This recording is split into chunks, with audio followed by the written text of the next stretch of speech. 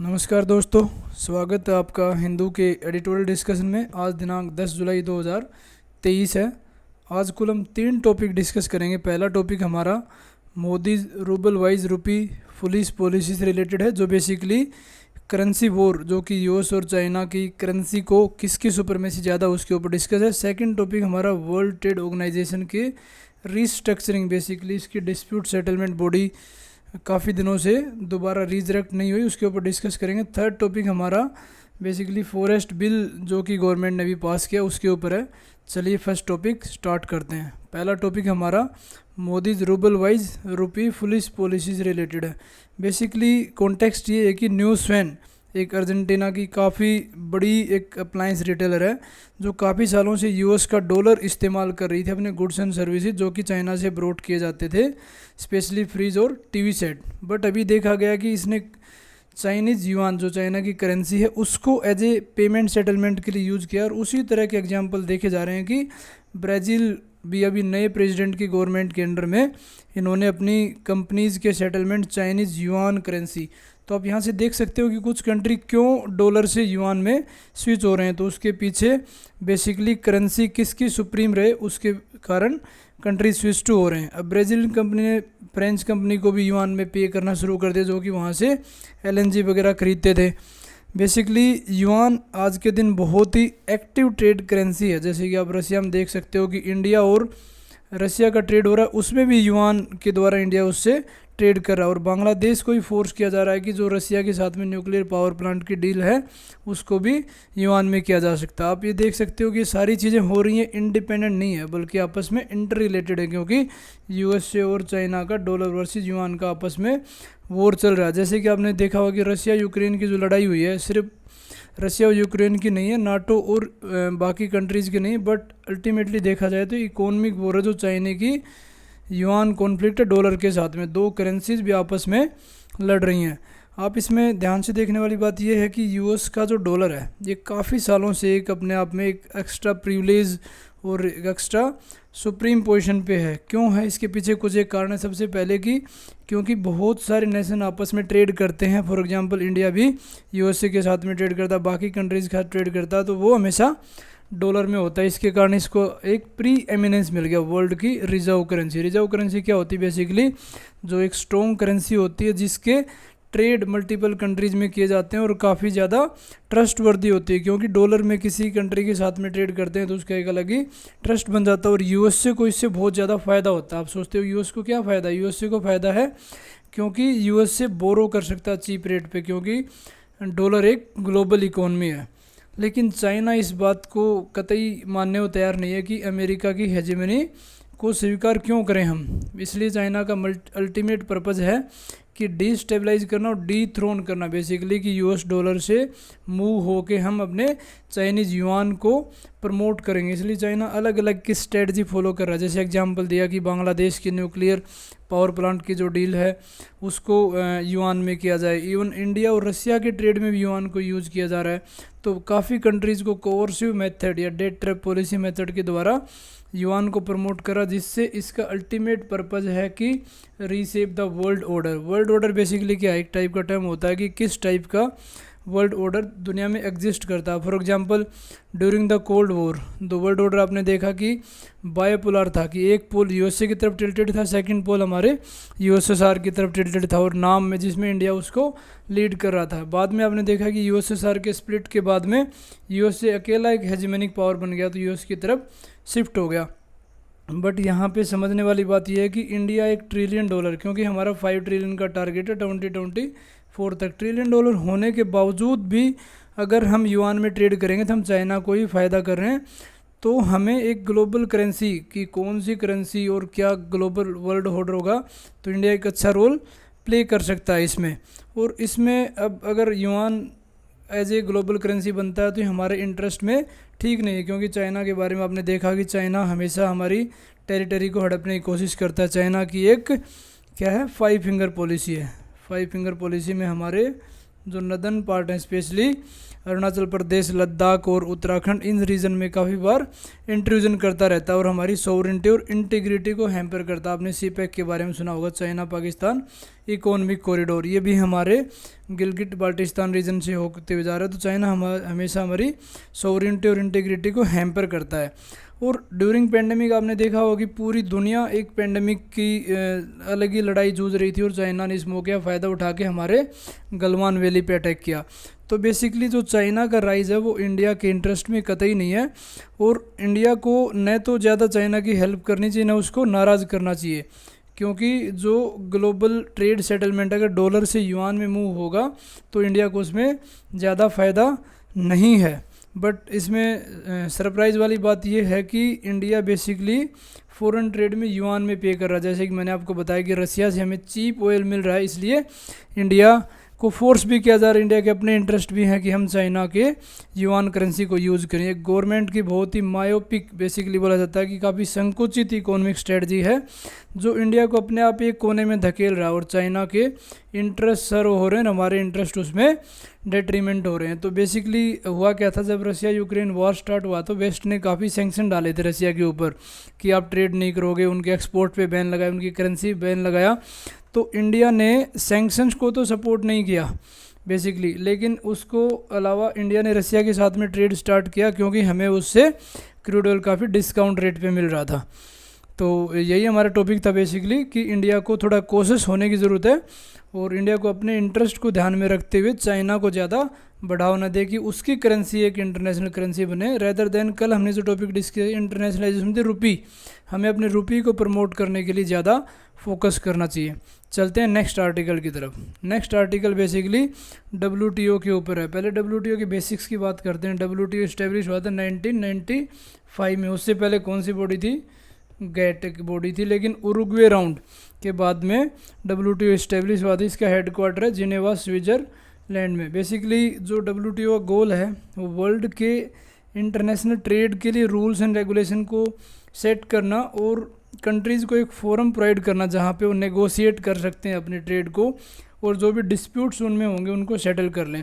WTO में basically दो body होती है, एक होती है मिनिस्ट्रियल काउंसिल एंड सेकंड होती है general council. Ministerial council highest decision making body है, ये 2 साल में एक बार मिलती है। जैसे आपने सुना होगा कि जिनेवा मिनिस्ट्रियल काउंसिल है, बाली मिनिस्ट्रियल काउंसिल है, वो 2 साल में एक बार होती है। उसके अलावा जनरल काउंसिल जिसमें बाकी डिसीजन के लिए कंट्रीज़ के कुछ एम्बेसडर वहाँ पे मिलते हैं। अब डिस्प्यूट सेटलमेंट बॉडी जिसका डिस्कशन यहाँ पे है उसका बेसिकली ये होता है कि उसके 2 टायर मैकेनिज्म, एक होता है WTO पैनल पे जिसमें कंट्रीज आपस में नेगोशिएट करके उसको सुलझाने की कोशिश करते हैं, बाद में एपलेट बॉडी कि अगर वहाँ पे समाधान नहीं होता एपलेट बॉडी में उस केस को भेजा जाएगा। अब बात चलते हैं आज के आर्टिकल। 2022 में बेसिकली क्या हुआ था कि WTO मेंबर्स ने काफ़ी एक सुधार लाने की कोशिश किया था जिसमें इंडिया ने बहुत अच्छा रोल प्ले किया था। इसमें जिनेवा मिनिस्ट्रियल कॉन्फ्रेंस के बारे में जिक्र है। बेसिकली ये कॉन्फ्रेंस इसलिए फेमस है क्योंकि ड्यूरिंग पेंडेमिक जितनी दिक्कतें आई, फॉर एग्जांपल IPR वेवर्स की बात थी, फिशरीज सेक्टर की बात की, एग्रीकल्चर्स की, वो सारी terms and condition developing countries के फेवर में थी। और इस टाइम पे एक मल्टीलेटरलिज्म ट्रेड, मल्टीलेटरलिज्म क्या होता है कि काफ़ी कंट्रीज का वर्चस्व हो रेदर देन यूनिलेटरल और बायलेटरल। तो इंडिया ने इसमें एक अच्छा रोल प्ले किया था। बट बेसिकली ये था कि जो WTO का डिस्प्यूट सेटलमेंट मैकेनिज़्म है इसको रीजरेक्ट, मतलब क्योंकि ये काफ़ी दिनों से फंक्शनल नहीं है, इसको वापस फंक्शनल करने की कोशिश करनी चाहिए क्योंकि इसको एक क्राउन जीवल जो कि जैसे किंग का या क्वीन का क्राउन होता है उस तरह का एक क्राउन का हार है और इसको अगर पूरी तरह रिवाइव नहीं किया गया तो ये डेवलप्ड और डेवलपिंग कंट्री दोनों के लिए ठीक नहीं है। 2019 से ये पैरालाइज है। पैरालाइज मतलब कि इसके जो 7 मेंबर्स होते हैं उसमें से कुछ मेंबर्स का चुनाव नहीं है क्योंकि USA ने उसको ब्लॉक कर दिया। और जिसमें बेसिकली एपलेट बॉडी जो मैंने आपको बताया कि सेकंड टायर है इसका डिस्प्यूट सेटलमेंट मैकेनिज्म का, ये बेसिकली जो भी पेटिशंस आती हैं उनको सुनता है, बट ये नॉन फंक्शनल है क्योंकि US ने इसका अपोज किया था। और WTO के रूल्स में लिखा है कोई भी एक कंट्री अगर ब्लॉक कर देता है तो उसको फिर बॉडी को फंक्शनल नहीं हुआ जाता। 1995 से 2019 तक इस बॉडी ने बहुत ही अच्छा काम किया, चाहे USA हो, यूरोपियन यूनियन और कोई भी कंट्रीज़ है, उनको इंटरनेशनल लॉज के प्रति मतलब अकाउंटेबल रखा, अगर कोई ब्रीच करता है तो उसमें उसको पेनल प्रोविज़न बताए गए। लेकिन अब ये खुद ही अपनी जो सक्सेस मिली इसको इतने साल के लिए, लगभग 24 से 25 साल, उसका खुद विक्टिम बन गई, क्योंकि अभी तक इसके मेंबर्स का अपॉइंटमेंट नहीं हुआ है। नेक्स्ट आते हैं बेसिकली प्रेसिडेंट प्रॉब्लम के बारे में इस आर्टिकल में डिस्कस किया गया। प्रेसिडेंट प्रॉब्लम के बारे में आपको बताता हूँ। सबसे पहले क्या होता है कि नॉर्मली आपने देखा होगा कि WTO की कोई रूलिंग है, फॉर एग्जांपल इंडिया और USA के बीच में कोई ट्रेड से रिलेटेड कोई इशू है और उसकी रूलिंग आती है टैक्सेस के ऊपर या जिसके ऊपर भी, उसी रूलिंग को अगर नेक्स्ट टाइम USA और जापान के बीच में कोई ट्रेड का इशू होता है तो उसको एज ए प्रेसिडेंट मानते हुए यूज़ किया जाता है, उसको बोलते हैं प्रेसिडेंट। और ये नॉट ओनली WTO, लेकिन जैसे इंटरनेशनल कोर्ट ऑफ जस्टिस है, इंटरनेशनल क्रिमिनल कोर्ट है, कंट्रीज़ के कोर्ट हैं, International Tribunal Law of the Sea है, कोई भी ट्रिब्यूनल है, कोई बड़े कोर्ट्स हैं, वो भी इसी तरह की रूलिंग को यूज़ करते हैं। जैसे आपने अपने सुप्रीम कोर्ट में देखा होगा कि कोई जजमेंट आया हमारा आधार के ऊपर, तो नेक्स्ट वो अप्लीकेबिलिटी की जाती है नेक्स्ट जजमेंट के ऊपर। तो सेम इशू यहाँ पे आ रहा है कि WTO का जो डिस्प्यूट सेटलमेंट बॉडी है वो पहले की रूलिंग को इस्तेमाल कर रहा है बाद में। इसमें US बोल रहा है कि नहीं, ये बेसिकली आपकी जुडिशल ओवर रीच है और आप अपना जो अजाइन टास्क था और मैंडेट था उसे बाहर जा रहे हो। और जब तक एपलेट बॉडी के जो रोल है उसको प्रिसाइसली डिफाइन नहीं किया जाएगा तब तक इसको वापस रिसरेक्ट और रिवाइव नहीं किया जाएगा। USA बेसिकली यही चाह रहा है कि जो डिस्प्यूट सेटलमेंट अंडरस्टैंडिंग है वो बाइंडिंग प्रेसिडेंट करते हैं अपने डिसीजन के लिए। बाइंडिंग प्रेसिडेंट मैंने बताया ना कि पहले वाली रूलिंग को नेक्स्ट किसी कंट्री के आपस में डिस्प्यूट होते हैं तो उसके ऊपर ये अपने वाला पहले वाला फैसला इम्पोज करते हैं। तो बेसिकली आप देखो कितनी आयरनी है कि USA सबसे ज़्यादा सपोर्टर था। सपोर्टर क्यों था? आपने न्यू लिबरलिज्म टर्म के बारे में सुना होगा जिसमें फ्री ट्रेड को बहुत ज़्यादा प्रमोट किया गया था और WTO एक न्यू लिबरल पॉलिसी का एक सिंबल था। बट आज के दिन USA ही इसका सबसे ज़्यादा क्रिटिक हो गया सिर्फ इस बात के लिए कि आप जुडिशल ओवर रीच कर रहे हो, आप प्रेसिडेंट वाली चीज़ें फॉलो करके आप इम्पोज करने की कोशिश कर रहे हो बाकी कंट्री में। लेकिन अभी देखने वाली बात यह है कि अब इसको बॉडी को रिवाइव किया जाता है या नहीं किया जाता। और दूसरी बात होती है कि बेसिकली कोई ऐसा रूल नहीं है इंटरनेशनल लॉ में कि आप पहले वाली रूलिंग को अप्लाई किया जाए। ये सिर्फ एक डिस्क्रिशन है और एक इवॉल्विंग कंसेप्ट है जो कि बाकी कोर्ट भी इसमें अप्लाई करते हैं। नेक्स्ट बेसिकली वही है कि इसका आर्टिकल 3 है, वो बताता है कि जो एपलेट बॉडी है न तो उसके पास कोई पावर है कि वो ऐड कर सकती है या घटा सकती है जो भी WTO मेंबर्स कंट्रीज़ के राइट्स एंड ऑब्लिगेशन है। बट यही आर्टिकल ये कह रहा है कि इसका अल्टीमेट पर्पज़ है कि सिक्योरिटी और मल्टीलेटरल ट्रेडिंग को इंश्योर करना और जो कि डेवलपिंग और डेवलप कंट्री में ट्रेड के रूल्स एंड रेगुलेशन को सेट करते हुए एक दोनों के कोहेरेंस में ट्रेड को ज़्यादा से ज़्यादा बढ़ावा देना। तो ये था आर्टिकल हमारा WTO से रिलेटेड।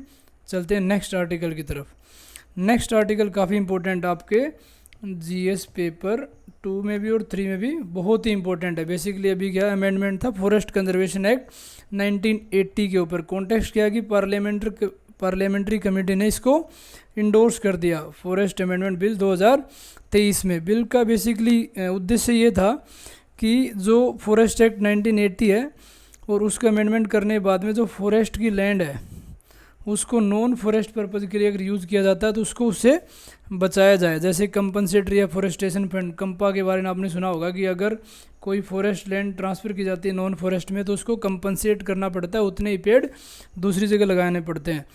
और दूसरा इसमें थोड़ी क्लैरिटी लाने के लिए और एम्बिग्यूटीज़ कि कहाँ कहाँ पे एक्ट एप्लीकेबल होगा उसके ऊपर डिस्कशन किया था। और मेन इसका फोकस था कि कार्बन स्टॉक क्या होता है, जो CO2 सिक्वेस्ट्रेशन होता है उसको बढ़ाना। जितना ग्रीन कवर ज़्यादा होगा उतनी CO2 एनवायरनमेंट में कम होगी। अब बात करते हैं क्या क्या अमेंडमेंट इसमें प्रपोज किए गए हैं। बेसिकली सबसे ज़्यादा तो इसने बताया कि एक्ट अभी कहाँ पे अप्लाई होगा, क्योंकि इसने कुछ एरियाज़ को आइडेंटिफाई किया। फॉर एग्जांपल इंटरनेशनल बॉर्डर्स हैं, लाइन ऑफ कंट्रोल है, लाइन ऑफ एक्चुअल कंट्रोल है, सेंसिटिव लोकेशंस है, वहाँ पे कौन कौन से प्रोजेक्ट इस्टेब्लिश किए जा सकते हैं। फॉर एग्जांपल हमारा 4 धाम प्रोजेक्ट है या दौलत बेग ओल्दी रोड है जो कि लद्दाख इलाके में है, या कोई हाइडल प्रोजेक्ट है, कोई और स्ट्रेटजिक लोकेशन है जो सिक्योरिटी पॉइंट ऑफ व्यू से काफ़ी इंपॉर्टेंट है, तो उस एरिया को एग्जेम्प्ट किया गया कि उस एरिया को क्लियरेंस लेने की ज़रूरत नहीं है। सेकंड इसका अमेंडमेंट ये है कि जो नॉन फॉरेस्ट लैंड है वहाँ पे प्लांटेशन को कल्टीवेट करना ताकि वहाँ पे ट्री कवर बढ़ जाए और कार्बन सिंक का काम करे। कार्बन सिंक वही है कि जो CO2 को ज़्यादा से ज़्यादा अब्जॉर्व करे। नेक्स्ट बेसिकली ये है कि ये जो अमेंडमेंट किए हैं इसके कारण काफ़ी ऑब्जेक्शंस हैं कि अमेंडमेंट ठीक नहीं है। सबसे पहले तो क्या है कि सुप्रीम कोर्ट ने एक गोदावरन केस में एक जजमेंट दिया था कि फॉरेस्ट को बेसिकली सिर्फ वो काउंट मत करो कि जो रिकॉर्डेड फॉरेस्ट है, फॉरेस्ट वो एरिया भी है जहाँ पे पेड़ हैं और जो गवर्नमेंट के रिकॉर्ड में नहीं है, तो ये उसको वायलेट कर रहा है। सेकेंडली कुछ क्रिटिक्स ने बोला है कि जो जियोग्राफिकली सेंसिटिव एरिया जैसे मैंने बताया LOC है, LAC है, इंटरनेशनल बॉर्डर्स हैं, अगर उस जगह पर विदाउट क्लियरेंस कोई प्रोजेक्ट स्टार्ट होगा तो ये एनवायरनमेंट के इम्पैक्ट बहुत ज़्यादा नेगेटिव होंगे और इसके इम्प्लीकेशंस लॉन्गर टर्म के लिए बहुत ज़्यादा नुकसानदायक है।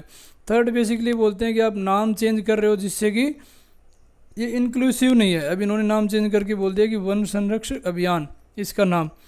थर्ड होता है कि जो कमेटी बैठाई थी parliamentary committee, joint parliamentary committee ने, उसने रिकमेंडेशन दी थी क्योंकि उन्होंने बिल को बिल्कुल close by close word by word उसको पढ़ाया और रिप्रेजेंटेशन मांगी सेंट्रल मिनिस्ट्रीज से, स्टेट मिनिस्ट्रीज से और पब्लिक सेक्टर रिप्रेजेंटेटिव से। तो इन्होंने काफ़ी ऑब्जेक्शन रेज किए थे, लेकिन एनवायरमेंटल मिनिस्ट्री ने इसके अमेंडमेंट को काफ़ी ज़्यादा डिफेंड करने की कोशिश की है। तो ये था हमारा आज का discussion. Thank you for watching.